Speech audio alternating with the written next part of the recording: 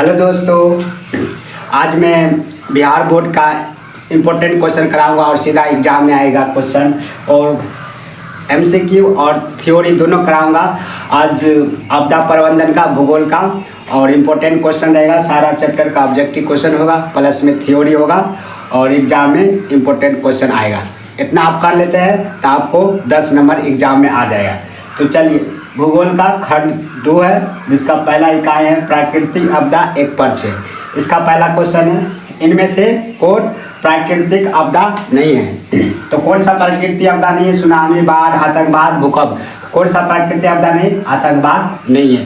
दूसरा क्वेश्चन, इनमें से कौन सी मानव जनित आपदा है? तो मानव जनित आपदा बताना है। कौन सा है? सांप्रदायिक दंगे, आतंकवाद, महामारी, उपयुक्त में सभी। तो उपयुक्त में से सभी। अगला क्वेश्चन, सुनामी का प्रमुख कारण क्या है? समुद्र में भूकंप आना, स्थलीय क्षेत्र पर भूकंप आना, द्वीप पर भूकंप आना, या इनमें से कोई नहीं। तो सुनामी का प्रमुख कारण है समुद्र में भूकंप आना। तो ये हो गया पहला चैप्टर, प्राकृतिक आपदा के एक परिचय। अब देखिए, हमको इसमें खंड 6 को चैप्टर पढ़ना है। कौन कौन चैप्टर पढ़ना है देख लीजिए। और प्राकृतिक आपदा का एक परिचय इकाई 1 में है। दूसरा है इकाई 2, प्राकृतिक आपदा एवं प्रबंधन, बाढ़ एवं सुखाड़ के बारे में पढ़ना है। इकाई 3 में पढ़ना है प्राकृतिक आपदा एवं प्रबंधन, भूकंप एवं सुनामी के बारे में पढ़ना है, सब आपदा के बारे में। इकाई 4 में जीवन रक्षक अनिवार्य आकस्मिकता प्रबंधन पढ़ना है। इकाई 5 में पढ़ना है आपदा काल में वैकल्पिक संचार व्यवस्था पढ़ना है। इकाई 6 में पढ़ना है आपदा और अस्तित्व पढ़ना है। अगर आप 6 चैप्टर पढ़ लेते हैं और ऑब्जेक्टिव कर लें तो एग्जाम में आपको 10 नंबर आ जाएगा केवल इस चैप्टर से। 6 चैप्टर पढ़ने से आपको एग्जाम में 10 नंबर आएगा। 4 नंबर ऑब्जेक्टिव में आएगा और 4 नंबर सब्जेक्टिव में आएगा और 6 नंबर ऑब्जेक्टिव में आएगा। तो इसमें प्राकृतिक आपदा के एक परिचय हम की ऑब्जेक्टिव कर लिए। अब इसको प्राकृतिक आपदा का अब इसको थ्योरी देख लेते हैं। इसमें क्या क्या थ्योरी में पूछ सकता है 2 नंबर में। चलिए, आप पहला चैप्टर करते हैं, उसी तरह हम पहले ऑब्जेक्टिव कर लेंगे, फिर थ्योरी करेंगे।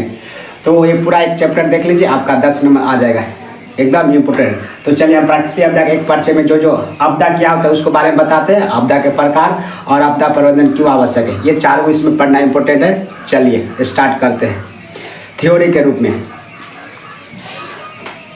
तो हम पहला चैप्टर के इकाई 1 के प्राकृतिक आपदा के एक परिचय, इसको थ्योरी के रूप में पढ़ लेते हैं। इसमें पढ़ना पहले आपदा क्या है, आपदा के बारे में पढ़ना है। आपदा क्या है? क्वेश्चन आपसे आएगा कि आपदा से आप क्या समझते हैं। तो आपदा देखिए, कोई घटना होता है। आपदा क्या होता है? कोई घटना होता है जिसके द्वारा घटित होता है, उसे क्या होता है? जीव जंतु पर्यावरण के क्या होता है? नुकसान होता है। क्या होता है? नुकसान होता है। ये नुकसान ही आपदा कहलाता है। तो आपदा क्या कहलाता है? जब कोई घटना घटता है तो जीव जंतु हो सकता है, जीव है, जंतु है ना, पर्यावरण सबको क्या करेगा? नुकसान पहुंचाएगा। उसको बोलते हैं आपदा।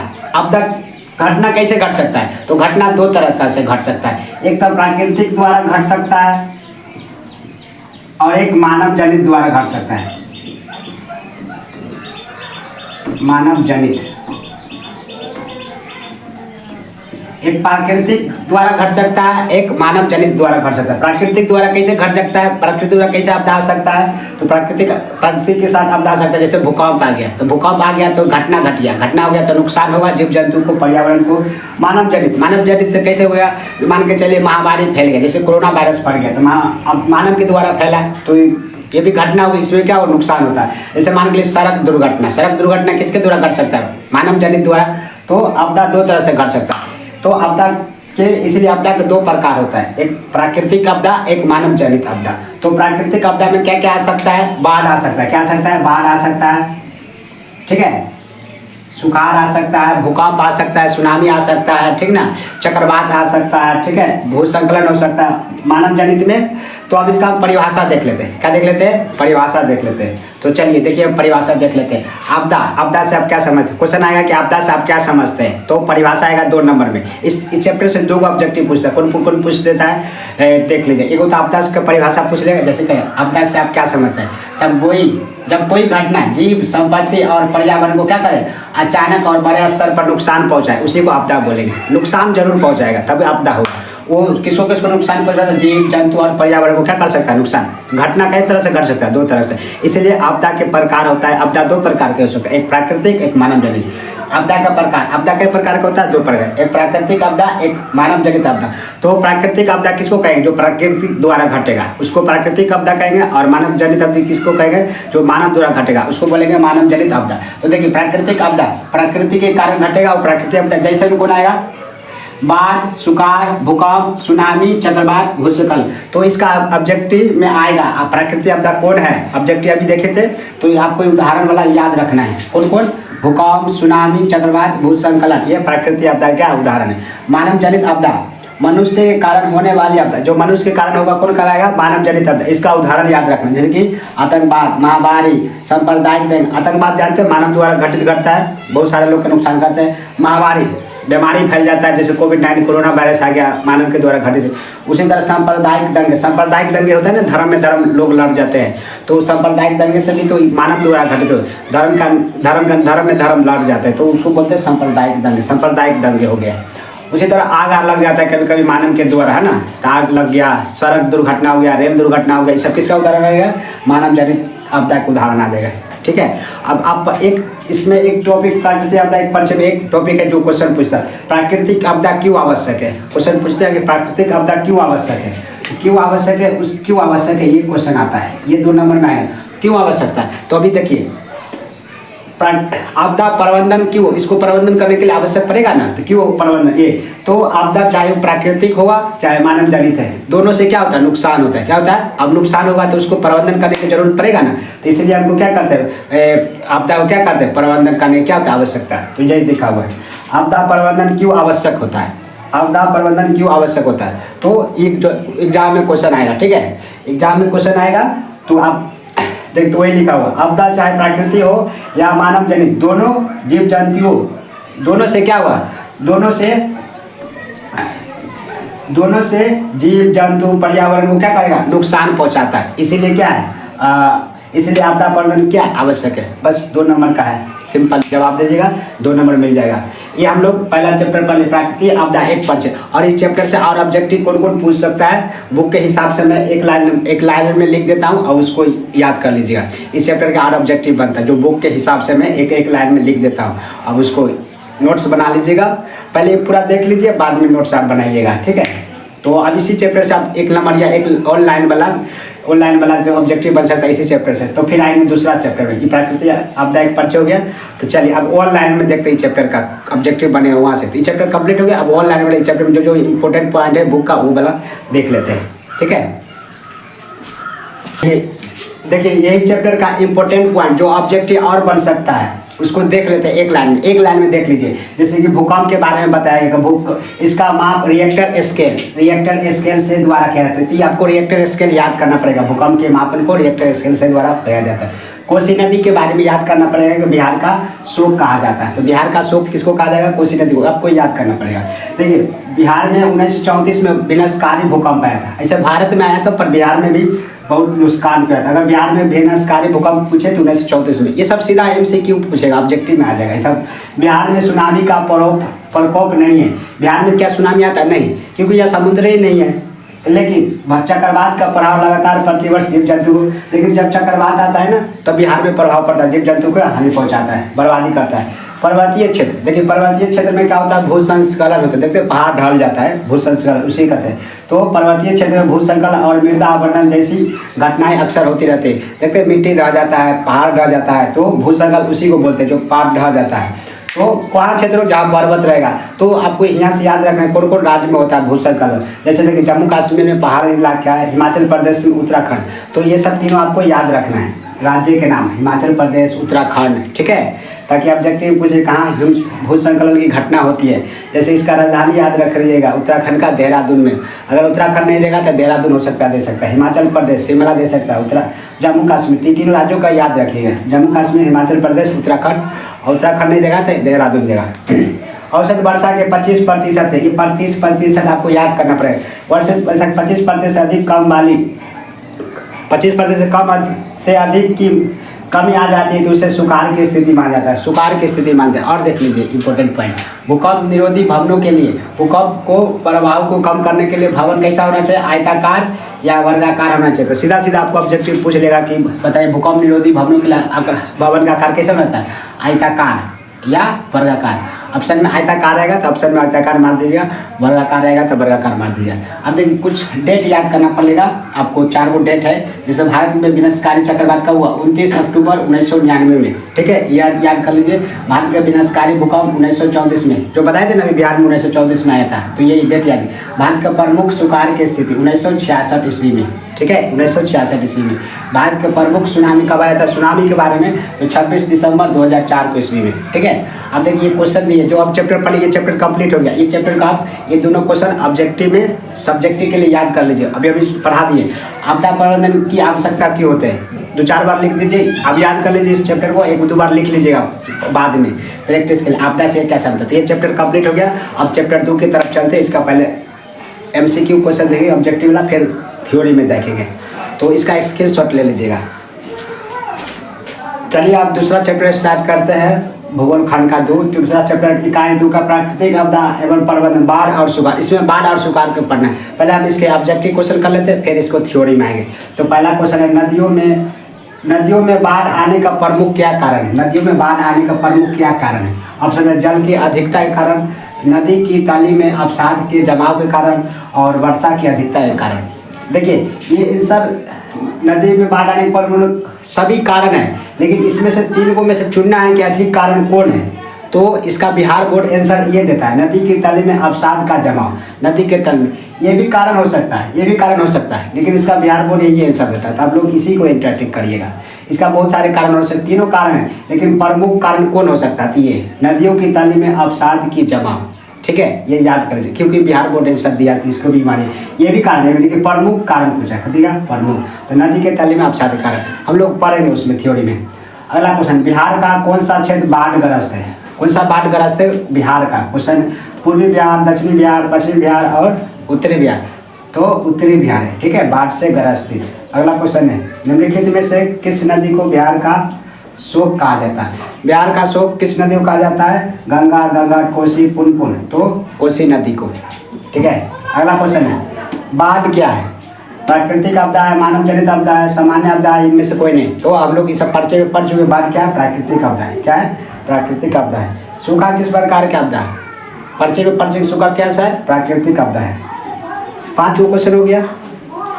छठा क्वेश्चन देखिए, सूखे की स्थिति के किस प्रकार आती है। सूखा की स्थिति अचानक, पूर्व सूचना के अनुसार, धीरे धीरे, इनमें से कोई नहीं। तो सूखे की स्थिति कैसे आता है, धीरे धीरे आता है। कैसे आता है, धीरे धीरे।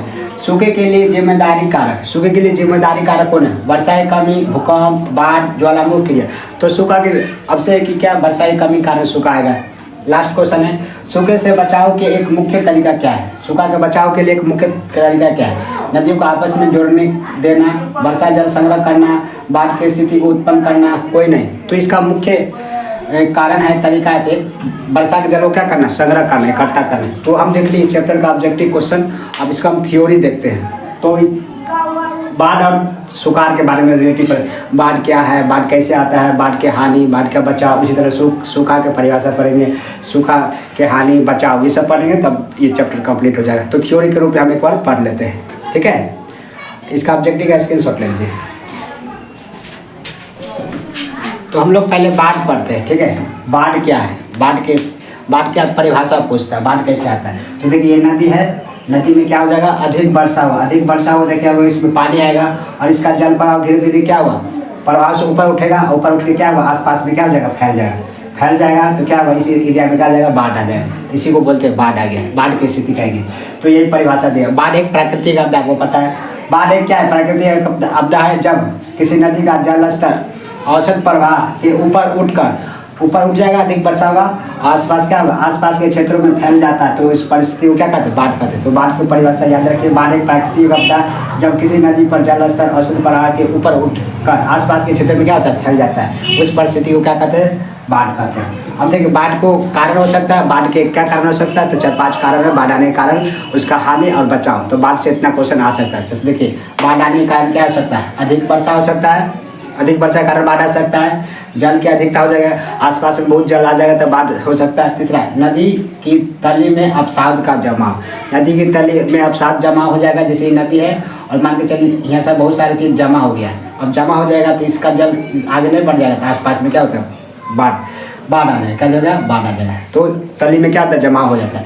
अगर मानवीय कारण से, कुछ मानवीय कारण से भी हो सकता है बाढ़ आ सकता है, कोई गलती कोई काम करता है जिसके कारण क्या हो सकता है, बाढ़ आ सकता है, कोई बांधे तोड़ दे, है ना, मानवीय कारण से भी हो सकता है। तो बांग्लादेश को बांध का देश कहा जाता है, बांध का देश कहा जाता है। अगर ऑब्जेक्टिव में पूछे तो ये नोट में लिख दे। बाढ़ से हानि क्या हो सकता है, देखिए बाढ़ से महामारी फैल सकता है, फसल को बर्बादी हो सकता है ना, घर रहने की समस्या हो सकता है, मकान गिर जाता है। तो ऑब्जेक्टिव में आए, सब्जेक्टिव आए कि बाढ़ से हानि को लिखिए क्या क्या होता है। तो महामारी फैल सकता है, बीमारी हो जाता है, पूरा बाढ़ आ जाएगा, तो मकान गिर जाता है, फसल में क्या होता है, बर्बादी होता है, लोगों की रहने की समस्या होती है। बाढ़ से सबसे ज़्यादा बर्बादी और नुकसान किसको होता है, फसलें को होता है। ऑब्जेक्टिव में पूछे तो फसल मानिएगा। तो ये हानि हो गया, इसका बचाव कैसे कर सकते हैं, बाढ़ और तटबंधन के निर्माण करके। बाढ़ और क्या कर सकते हैं, तटबंधन निर्माण कर सकते हैं, तो बाढ़ के रोकथाम हो सकता है, बाढ़ बना देंगे। और देखिए घर कैसा होना चाहिए, मकान भी बनाना है तो अस्ता आधारित यानी पिलर आधारित बने, ताकि घर मजबूत रहे, घर न गिरे, इसको बचाव कर सकते हैं, रुक सकते हैं। नदी, यदि मकान नदी के किनारे आपका घर है तो 250 मीटर से दूरी पर अपना घर होना चाहिए, 250 मीटर की दूरी पर क्या होना चाहिए घर। तो ये नियंत्रण का उपाय है। अगला है भवन निर्माण। भवन निर्माण में रासायनिक मिश्रित कच्चे मालों का प्रयोग करें। भवन में क्या होता है, सीमेंट आने बहुत सारे केमिस्ट्री में मिश्रित पदार्थ को रहता है, उस सबका उपयोग करना चाहिए, तब जिसके भवन क्या होता है, मजबूत होता है। तो ये हो गया बाढ़ नियंत्रण करने का उपाय, ठीक है।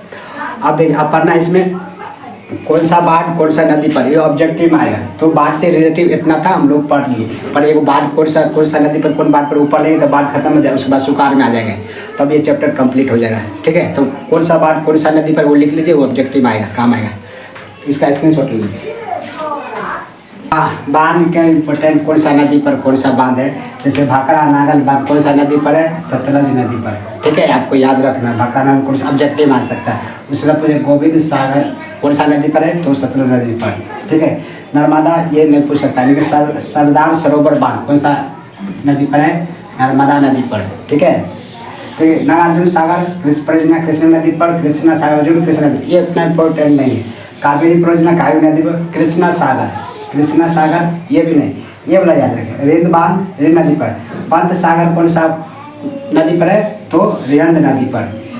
अब एक भाखड़ा नागल बांध याद कर लीजिए, सतलज नदी पर, या गोविंद सागर कृत्रिम जलाशय बनाया गया इसी नदी पर, ये बांध है, इसी में कृत्रिम जलाशय बनाया गोविंद सागर सतलज नदी पर। सरदार सरोवर नर्मदा नदी पर, और एक पंत सागर याद कर लीजिए रिहंद नदी पर, ठीक है, रिहंद बांध रिहंद नदी पर। इधर बांध का नाम है ये नदी, और उसी नदी पर जलाशय बनाया गया है, कृत्रिम जलाशय का नाम है इधर। तो गोविंद सागर पूछे, सतलज नदी पर, सरदार सरोवर पूछे तो नर्मदा नदी। ये हो गया बांध के बारे। अब सूखा के बारे में पढ़ना है, किसी के बारे में, सुखाड़ के बारे में। सुखाड़ भी क्या है, प्राकृतिक आपदा है। देखिए अधिक वर्षा होता था तो बाढ़ आ जाता था, कम वर्षा हुआ तो क्या हो जाएगा, सूखा आ जाएगा। दोनों वर्षा से रिलेटिव है, ठीक है। कम वर्षा हुआ तो बहुत सारी क्या होगा, हानियाँ होगा। तो देखिए यही सुखाड़ के परिभाषा लिखा है, जब किसी क्षेत्र में लंबे समय तक पर्याप्त वर्षा न हो, क्या होगा, वर्षा न हो, तो क्या हुआ, जल की कमी हो जाएगा, क्या हो जाएगा, जल की कमी होगा, जिससे कृषि पेयजल जीवन प्रभावित हो सकते हैं। उसी को क्या बोलते हैं, सुखाड़ कहते हैं, ठीक है। सुखाड़ की परिभाषा पूछे तो आप इतना लिख सकते हैं, जब किसी क्षेत्र में लंबे समय तक क्या हो, पर्याप्त मात्रा में वर्षा न होगा, वर्षा नहीं होगा तो क्या होगा, जल की कमी हो जाएगी, जिससे क्या हो, कृषि पेयजल और जीवन प्रभावित हो सकते हैं। उसी को क्या बोलते हैं, सुखाड़। अब देखिए सुखाड़ है तो सुखाड़ से हानि भी होगा और उसको बचाना भी होगा। तो सुखाड़ से हानि क्या क्या हो सकता है, वो पढ़ लेते हैं। पहले सुखाड़ के कारण क्या हो सकता है, सूखे के कारण क्या हो सकता है, तो कम वर्षा के कारण हो सकता है, तो अल्प वर्षा या मानसूनी की असफलता, मतलब कम वर्षा के कारण सुखाड़ आ सकता है। जलवायु परिवर्तन हो सकता है तो सुखाड़ के कारण हो सकता है। और क्या हो सकता है, अत्यधिक भूजलन दोहन, अत्यधिक भूजलन के क्या करेगा, दोहन करेगा तो सुखाड़ के कारणों से सूखा पड़ सकता है उस क्षेत्र में। और वनों की कटाई कर देगा तो क्या होगा, सुखाड़ से वर्षा ही नहीं हुआ तो सूखा की स्थिति होगा। तो ये सब कारण है, क्या है, सूखा के कारण बताने, 4-5 पॉइंट है, कारण देख लेना। अब देखो सूखा से हानि क्या होगा, जब सूखा रहेगा तो हानि भी होगा, जले नहीं रहेगा तो हानि तो होगा, लोगों की मृत्यु होगी, फसल बर्बाद हो जाएगा। तो देखिए फसल नष्ट हो जाएगी, क्या हो जाएगा, फसल नष्ट। पानी नहीं रहेगा तो फसल नहीं हो पाएगा, तो फसल नष्ट हो जाएगी। पीने की कमी हो जाएगा, हानि हो जाएगा, पानी पीने की समस्या हो जाएगी, पीने की कमी हो जाएगी। भूखमरी और कुपोषण, अब कृषि नहीं होगा तो क्या होगा, भूखमरी आ जाएगा, और बीमारी होगा तो भूखमरी आ जाएगा। उसी तरह पशुओं की क्या हो जाएगा, मृत्यु हो जाएगा, पशु लोग पानी नहीं पिए, पशु क्या हो जाएगा, मृत्यु हो जाएगी। पल्यायन कर देंगे लोग, एक स्थान छोड़ के दूसरा स्थान पल्यायन करें, क्योंकि सूखा की स्थिति हो गया। तो इस सूखे से सुखाड़ के हानि हो गया, तो हानि का याद रखिएगा, ठीक है। उसके बाद सुखाड़ से बचाव के उपाय, इसका बचाव कैसे करेगा तो उपाय करेगा। अधिक वर्षा क्या करेगा, संग्रह करने की कोशिश करेगा। तो वर्षा जल का संचयन करो, वर्षा जल का क्या करो, संचय, और उसका उपयोग करोगे तो क्या होता है, उसका बचाव हो सकता है कि नहीं।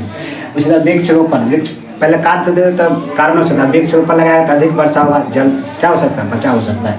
उसी तरह नदी तालाब आदि का निर्माण करें, नदी तालाब आदि क्या करें, निर्माण करें, ताकि वर्षा का जल उसमें रहे, है ना। और इस आज क्षेत्र में भूमिगत जल स्तर क्या हो, बढ़ जाए। तो ये सब क्या था, सुखाड़ के बचाव के कारण बचाव। जल संरक्षण नीति, सरकार को जल संरक्षण नीति का पॉलिसी लाना चाहिए जिससे सुखाड़ की स्थिति को बचाया जा सके, तो ये बचाव होगा। अब एक आता है वाटर शेड प्रबंधन, ठीक है। वाटर शेड प्रबंधन क्या होता है, वाटर शेड प्रबंधन का एक उद्देश्य होता है, इसके क्या होता है उद्देश्य, वर्षा जल को संग्रहित करना है, वर्षा जल को संग्रहित करना होता है वाटर शेड प्रबंधन में, इसका उद्देश्य होता है। तो देखिए वही लिखा, इसका उद्देश्य वर्षा जल का संग्रह कर उसका अधिक से अधिक उपयोग किया जा सकता है। तो इसका एक ही उद्देश्य होता है कि वर्षा जल को इकट्ठा करके और उसी उपयोग को बार बार करें, अधिक से अधिक उपयोग किया, तो उसको बोलते हैं वाटर शेड प्रबंधन। और इसके में क्या क्या किया जाता है, इसके अंदर क्या क्या करते हैं, देखिए इसके अंतर्गत भूमिगत जल को स्तर को बढ़ाने के लिए, वर्षा जल घटती रहे क्या हो, भूमिगत जल स्तर बढ़ाने के लिए क्या क्या करना पड़ेगा, बढ़ाने के लिए तथा मृदा क्षरण को कम करने के लिए, मृदा क्षरण को कम करने के लिए एवं घास और वनों लगाने हेतु कई योजना बनाई जा रही है। घास वनों को लगाने के लिए इस पर ऊपर बनाई गई कई योजना बनाई गई है, और भू क्षरण को कम करने के लिए है ना, मृदा क्षरण को कम करने। तो वाटर शेड प्रबंधन आपसे पूछे, इसका उद्देश्य क्या होता है, वर्षा जल को एकत्रित करना और उसको अधिक से अधिक क्या करना, उपयोग करना। तो ये चैप्टर हम लोग पढ़ लिए, प्राकृतिक आपदा एवं प्रबंधन, बाढ़ एवं सुखाड़। तो आज हम 2 चैप्टर पढ़ लिए, इसी तरह 4 चैप्टर और बच गया, 2 को चैप्टर करके ऑब्जेक्टिव सब्जेक्टिव डाल देंगे, 3 को वीडियो आएगा, अब इस भूगोल का पूरा कंप्लीट हो जाएगा। तो कैसा लगा वीडियो कमेंट करके बताइएगा, दोस्त को शेयर कर दीजिए। अब अगला में तीसरा इकाई 3 और 4 आएगा, और उसके बाद एक बार आएगा 5, 6, 3 आएगा इसका पार्ट, पहला पार्ट है, उसके बाद दूसरा पार्ट है। तो आपको कैसा लगा वीडियो कमेंट करके बता दिए, लाइक कर दीजिए, दोस्त को शेयर कर दीजिए। धन्यवाद।